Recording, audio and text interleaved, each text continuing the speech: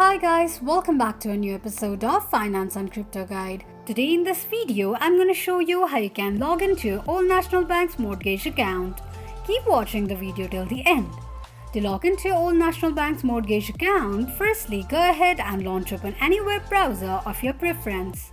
On the search box at the top, type in oldnational.com and make a search. The official page of Old National Bank's account will appear on the screen.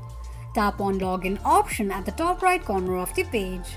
From the drop-down, enter your user ID and password associated with your Old National Bank's mortgage account and tap on Login. Tick mark on the box that says Remember Me in case if you want your ID to be remembered next time you log in. In case if you don't remember your user ID or password, click on the link that says Forgot User ID or Password option. This is how you can log into your Old National Bank's mortgage account quickly and easily just in few steps. If you have any thoughts or queries, let us know in the comments section. Don't forget to subscribe to our channel. Also press the notification bell icon so that YouTube will notify you whenever we post a new video. I hope this video was helpful to you. Thank you so much for watching.